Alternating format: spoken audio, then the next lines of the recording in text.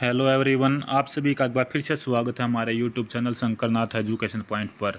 दोस्तों, एचटेट की previous year question series हमने इस यूट्यूब चैनल पर चलाई। हर रोज़ आपके पास 10 से 15 क्वेश्चन जो एचटेट में पिछली बार आए थे, जो पिछली बार का एचटेट था 2020 और 19 का, उसके क्वेश्चन दोस्तों हम रिवाइज कर रहे हैं। उसमें चाहे हरियाणा जीएस हो आपकी या फिर नेशनल जीएस हो। तो इस वीडियो में आज फिर हम एचटेट का करेंगे दोस्तों। जानते हैं, यदि उससे पहले यदि आप चैनल पर पहली बार आए हैं तो चैनल को सब्सक्राइब कर लीजिएगा, बेल आइकन जरूर दबाइएगा। व्हाट्सएप ग्रुप और टेलीग्राम चैनल को जरूर ज्वाइन कीजिएगा। वहाँ पर सबसे पहले किसी भी लिंक, कोई भी भर्ती से जुड़ी इन्फॉर्मेशन, पीडीएफ फाइल हो, नोट्स वगैरह हो, सभी कुछ शेयर किए जाते हैं। चलिए अब क्वेश्चन का सिलसिला शुरू करते हैं। संगमरमर कैंसर डैश की घटना का उदाहरण है। तो जो कैंसर है संगमरमर कैंसर, वो किस घटना का उदाहरण है? आपके ऑप्शन अभी कजलकण, अम्लीय वर्षा, CFCS या फिर कोहरा। तो किस घटना का उदाहरण है? इसका राइट आंसर रहेगा आपका अम्लीय वर्षा। एसिड रेन रहेगी भी संगमरमर को जो है ना दोस्तों, इसका रंग खराब हो जाता है, पीला पीला रंग हो जाता है संगमरमर पर अगर एसिड रेन होती है। जैसा कि एग्जांपल हम ले सकते हैं ताजमहल का। ताजमहल के पास आप सभी जानते हैं अभी मथुरा रिफाइनरी है। मथुरा रिफाइनरी की वजह से वहाँ से धुआं निकलता है और उसी की वजह से जो आसमान में वहाँ पर काला काला बादल से बन जाते हैं और उनसे जो है ना एक एसिड रेन होती है, या फिर ये कहें कि भी जो कार्बन डाइऑक्साइड वगैरह होती है या CFC के कारण जो प्रदूषण होता है, वो बारिश में जब नीचे आता है तो जो है वो ताजमहल के जो संगमरमर का बना हुआ है उसका रंग कहीं ना कहीं अब ढलता जा रहा है। वो एक अम्लीय वर्षा का कारण है। उसके बाद अगला क्वेश्चन भी मिलान करना। सूची 1 में दिए गए सूची 2 से एक साइड राष्ट्रीय उद्यान नेशनल पार्क दिए गए हैं, दूसरी साइड दोस्तों उसमें पशु पक्षी जो रहते हैं वे दिए गए हैं, उनसे मिलान करना है। तो सबसे पहला देखिए गिर राष्ट्रीय उद्यान। गिर राष्ट्रीय उद्यान का आप सभी को पता भी गुजरात में है और एशियाटिक लायन या भारतीय लायन के, इंडियन लायन के ये माना जाता है। इसमें बहुत सारे रहते हैं और ये इसके लिए प्रसिद्ध है। तो देखिए पहले का आपको दूसरा देखना। आप पहले का दूसरा 2 ऑप्शन में भी, दूसरे में और तीसरे में। तो पहला क्लियर हो गया। उसके बाद अगर आपको रणथंभौर का नहीं पता तो काजीरंगा का जरूर पता होगा। काजीरंगा अभी एक सींग वाला गेंडा। तो अब देखिए दूसरे का आपको पता नहीं था, तीसरे का अगर आपको पता है काजीरंगा, तो काजीरंगा का तीसरा का देखोगे दोस्तों। तीसरे का आपको चौथा देखना है। तीसरे का चौथा अब 3 में है, लेकिन हमने पहला ऑप्शन देखा था, पहला 2 में ही है। तो दोस्तों यानी कि आपका दूसरा आंसर ठीक है, क्योंकि तीसरे में देखिए तीसरे का 5वां है, लेकिन हमें चाहिए चौथा। तो आपका दूसरा ऑप्शन जो ना बिल्कुल राइट आंसर है। तो देखिए गिर राष्ट्रीय उद्यान भारतीय शेर के लिए और रणथंभौर आपका रहेगा भी बाघ के लिए, काजीरंगा एक सींग वाला गेंडे के लिए, और चौथा जो बांदीपुर कर्नाटक में है अभी ये आपका रहेगा हाथी के लिए, और कंचनजंगा पार्क जो रहेगा, नहीं भाई आपका बांदीपुर जो रहेगा वो रहेगा, बांदीपुर रहेगा आपका हाँ हाथी के लिए, और जो आपका कंचनजंगा पार्क अभी वो रहेगा आपका लास्ट रहेगा ई का आपका मिलेगा पहला हाथी। 1 मिनट, ई का आपका 5वां रहेगा दोस्तों कंचनजंगा पार्क कस्तूरी मृग। यहाँ पर भी देखिए थोड़ा सा कन्फ्यूजन जरूर होगा, क्योंकि दूसरा और तीसरा पहले ऑप्शन में मिलते हैं, लेकिन दूसरा और तीसरा फिर दूसरे ऑप्शन में भी मिलते हैं, लेकिन तीसरा ऑप्शन अगर आपको पता तो यहाँ पर आपको क्लैरिफाई हो जाएगा भी। जो काजीरंगा उद्यान है वो असम में है और एक सींग वाले गंडे के लिए प्रसिद्ध है। तो यहाँ से आप आंसर निकाल लोगे भी, क्योंकि पहला, दूसरा और तीसरा ऑप्शन राइट आंसर है, ये तो आपको पता है, क्योंकि पहले का दूसरा है। फिर पहले दूसरे में पहला और चौथा तो आपका कट गए, यानी कि दूसरे और तीसरे ऑप्शन में पहला ऑप्शन ठीक है दोनों का, दूसरा ऑप्शन भी ठीक है दोनों का, लेकिन तीसरे में आप डिफरेंस करके यहाँ से आंसर निकाल सकते हो। क्योंकि तीसरे में देखिए काजीरंगा जो है ना वो एक सींग वाला गेंडा, यानी तीसरे का आपका चौथा आंसर है। तो एक सींग वाला गेंडा केवल दूसरे ऑप्शन में ही है दोस्तों, तो दूसरा ऑप्शन आपका ठीक है। उसके बाद अगला क्वेश्चन भी, भारत के किस क्षेत्र में स्थानांतरित खेती की जाती है? तो स्थानांतरित खेती यानी जिसे दोस्तों हम देसी भाषा में झूम खेती बोलते हैं। झूम खेती आप जानते हैं भी जो ना ईस्टर्न साइड होती है। तो इस क्वेश्चन का राइट आंसर रहेगा भी उत्तर पूर्वी क्षेत्र, पहाड़ों पर की जाती है खेती दोस्तों, स्थानांतरित खेती और झूम खेती। तो इसको ये इस का एरिया रहेगा भी उत्तर पूर्वी क्षेत्र, नॉर्थ ईस्टर्न जोन। अगर आपसे सिंपल ऑप्शन दिए होते तो भाई यहाँ पर ईस्टर्न जोन रहता। उसके बाद चलिए अगले पेज पर चलते हैं। यहाँ पर हरियाणा जी इसके क्वेश्चन हम करेंगे। 2019 में दोस्तों हरियाणा में जो विधानसभा चुनाव हुए थे, सबसे पहले पिछले क्वेश्चन में यहाँ पर पूछा गया था कौन सी विधानसभा के इलेक्शन हुए थे 2019 में। पिछला पेपर जो मैंने कल आपको बताया था, तो 14वीं विधानसभा के इलेक्शन हुए थे दोस्तों वे। तो उनमें आज क्वेश्चन पूछा गया है जो व्यय राशि है, यानी खर्च सीमा, जो एक उम्मीदवार इलेक्शन लड़ता है उसके लिए खर्च सीमा कितनी है? तो 28 लाख रुपये दोस्तों इस क्वेश्चन का राइट आंसर आपका रहेगा। अब हाल फिलहाल में दोस्तों ये 40 लाख रुपये के करीब जो है सीमा कर दी गई है किस वर्ष हरियाणा विधानसभा की अधिकतम कुल संख्या 90 की गई थी, यानी हरियाणा विधानसभा से ही दूसरा क्वेश्चन पूछा गया है। हरियाणा विधानसभा में सीटों की संख्या जो 90 कर दी गई है अधिकतम, वो कब की गई थी। इस क्वेश्चन के ऑप्शन आपके हैं 1967, 71, 77 और 1985। दोस्तों हरियाणा विधानसभा के बारे में बताता हूँ मैं, मोटे मोटे पॉइंट आपको जो पूछे जा सकते हैं। जब 1966 में हरियाणा का गठन हुआ ना, तो हरियाणा को दोस्तों पंजाब से अलग करने के बाद 54 विधानसभा सीट मिली थी। तब हरियाणा में इलेक्शन तो हुआ नहीं 1966 में, लेकिन अगले ही साल दोस्तों 1967 में इलेक्शन हुआ।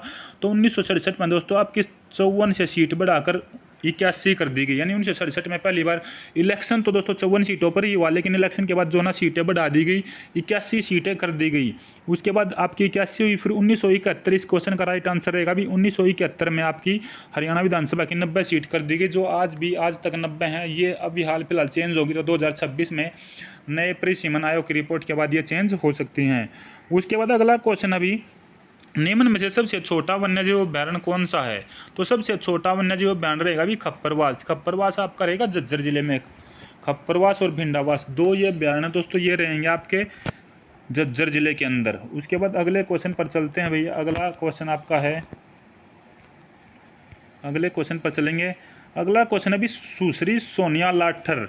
सोनिया लाठर किस खेल से संबंधित है। इस क्वेश्चन में पूछा गया सोनिया लाठर का संबंध किस खेल से है। तो इस क्वेश्चन के ऑप्शन आपके कुश्ती, कबड्डी, एथलेटिक्स या मुक्केबाजी। तो सोनिया लाठर का संबंध रहेगा आपका भी बॉक्सिंग से, यानी मुक्केबाजी से सोनिया लाठर का संबंध है। कुश्ती और कबड्डी दोस्तों यहाँ पर थोड़ा सा कन्फ्यूजन रहता है। बहुत बार एग्जाम में पूछा गया है हरियाणा का राजकीय खेल क्या है। तो हरियाणा का राजकीय खेल, बहुत सारे बच्चे कबड्डी आंसर लगाते हैं क्योंकि पहला ही ऑप्शन कबड्डी होता है। तो ध्यान रखिएगा हरियाणा का राजकीय खेल अभी कुश्ती, ध्यान रखिएगा। उसके बाद अगला क्वेश्चन है, निम्नलिखित में से कौन सा एक युग्म सही सम्मिलित नहीं है। यानी कि एक तरफ झील दिए गई हैं, एक तरफ जिले दिए गए हैं। तो पहला ही ऑप्शन है दोस्तों सूरजकुंड झील।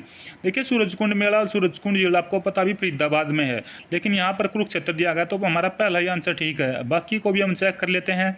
दमदमा झील आपको पता ही भी गुरुग्राम में, फरूखनगर में है, ठीक है।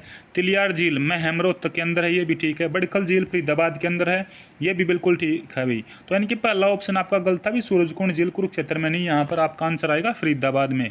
बड़खल झील से क्वेश्चन पूछ लिया जाता है भाई बहुत बारी। बड़खल झील 1947 में बनाई गई थी। पर्यटन की दृष्टि से और सिंचाई को बढ़ावा देने के लिए, सिंचाई के लिए ये बनाई गई थी।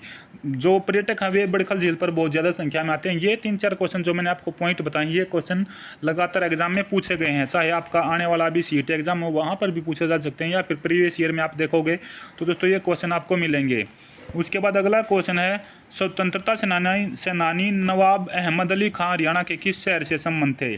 तो स्वतंत्रता सेनानी नवाब अहमद अली खां का संबंध हरियाणा के किस शहर से था। ऑप्शन आपके हैं बल्लभगढ़, जिसका हाल ही में नाम दोस्तों बलरामगढ़ कर दिया गया, फरीदाबाद के अंदर रहेगा, या फिर झज्जर, या फिर रानिया सिरसा के अंदर रहेगा, या फिर फरूखनगर गुरुग्राम।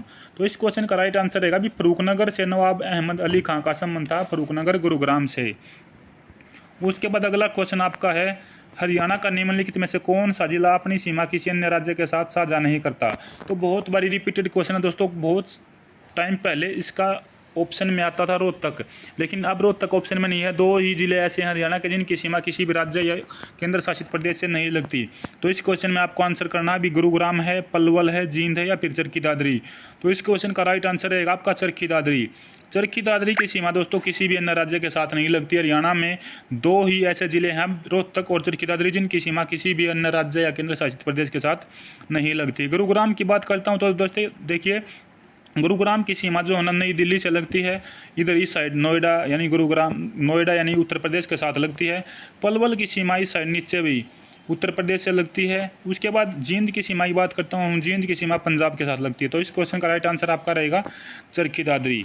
अगला क्वेश्चन आपका अभी, हरियाणा के नवगठित 6ठे राज्य वित्त आयोग के सदस्य सचिव कौन हैं। दोस्तों कल के जो क्वेश्चन कराए थे उनमें पूछा गया 6ठे वित्त आयोग के अध्यक्ष कौन थे।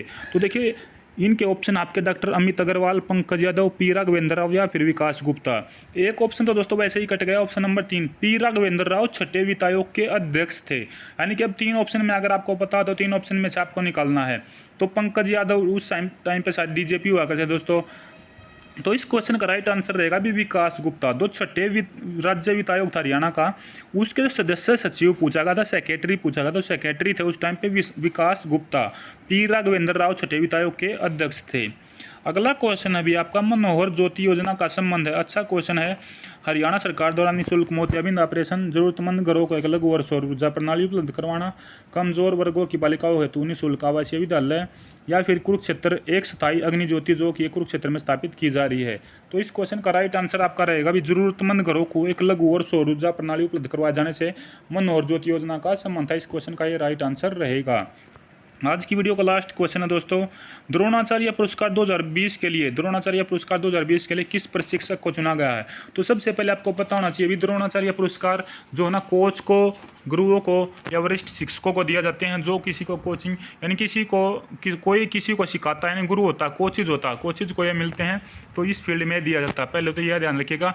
अब ये दिया किसको गया था 2020 में? ऑप्शन आपके हैं भाई विकास मलिक, महावीर फोगाट, रामवीर सिंह खोखर, कृष्ण कुमार हुड्डा। तो देखिए दोस्तों, महावीर फोगाट जो कुश्ती कोच हैं, रामवीर सिंह खोखर जो ना कबड्डी कोच हैं, कृष्ण कुमार हुड्डा भी आपके कबड्डी कोच हैं। तो ये मिला था भी कृष्ण